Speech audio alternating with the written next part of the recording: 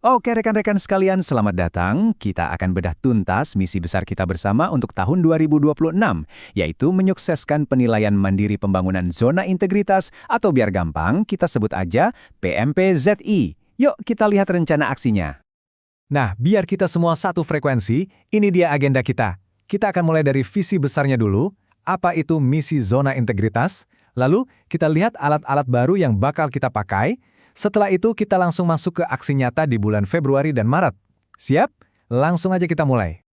Oke, bagian pertama. Ini yang paling fundamental ya. Kita harus punya pemahaman yang sama dulu. Apa sih sebenarnya zona integritas itu, dan apa tujuan akhir yang mau kita capai bareng-bareng?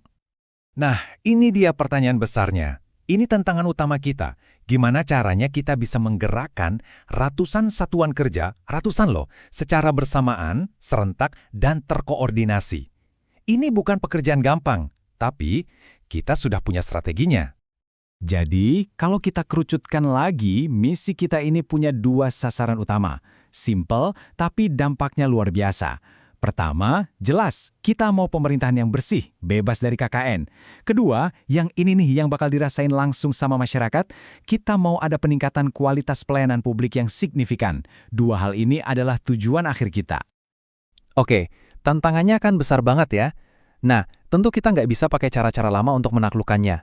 Makanya, kita akan perkenalkan dua senjata baru yang bakal mengubah total cara kita merencanakan dan bekerja sama. Senjata pertama kita, Gantt chart. Nggak usah pusing sama istilahnya, anggap aja ini kayak peta jalan super detail kita. Dengan ini, semua rencana kerja yang rumit jadi kelihatan simpel.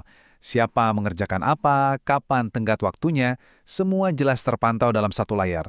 Nggak ada lagi yang namanya kebingungan.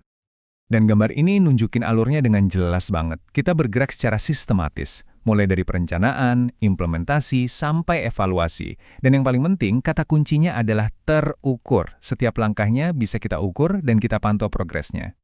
Alat kita yang kedua ini untuk menyelesaikan masalah kita semua nih, yaitu komunikasi yang, ya tahu sendiri kan, kadang suka berantakan di mana-mana, email, grup WhatsApp, pesan pribadi. Wah, pusing. Nah, kita akan akhiri itu semua. Solusinya, kita akan pakai Slack. Kenapa? Simple. Lupakan deh email yang numpuk dan gak berujung. Di Slack, semua obrolan, semua file, semua tim untuk proyek PMPZT ini kumpul jadi satu di tempat yang rapi dan terorganisir. Ini bukan cuma soal aplikasi. Ini soal efisiensi, hemat waktu, dan kolaborasi tim yang jauh lebih solid. Oke, misinya jelas. Alatnya udah siap. Sekarang, waktunya action. Mari kita lihat apa saja langkah-langkah konkret yang harus kita lakukan. Kita mulai dari bulan Februari. Ini adalah landasan peluncuran kita. Lihat deh alur kerjanya. Jelas banget kan? Semua berawal dari pusat, dari tim Ortala. Mereka akan membagi tugas PIC untuk 6 area. Dari situ, instruksi dalam bentuk surat edaran turun ke semua satker untuk menunjuk satu orang PIC.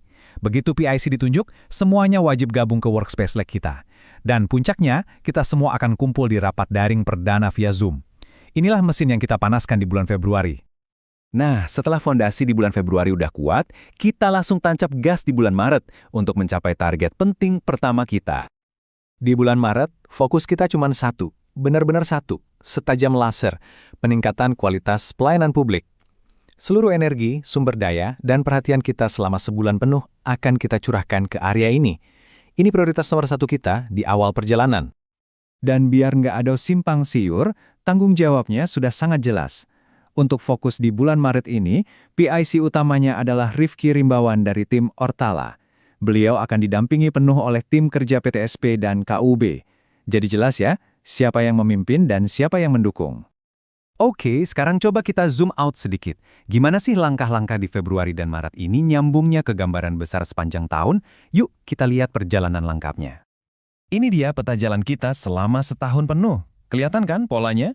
Abis kita beresin pelayanan publik, di bulan April kita lanjut ke penataan tata laksana yang dipegang oleh Citra Wulandari.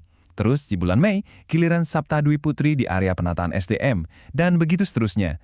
Setiap bulan, kita garap serius satu area perubahan. Semuanya ini akan bermuara di bulan Desember saat kita submit semua bukti kerja kita. Jadi gimana? Rencananya sudah ada, jalurnya sudah terbentang dengan sangat jelas. Nah, sekarang bola ada di tangan Anda semua.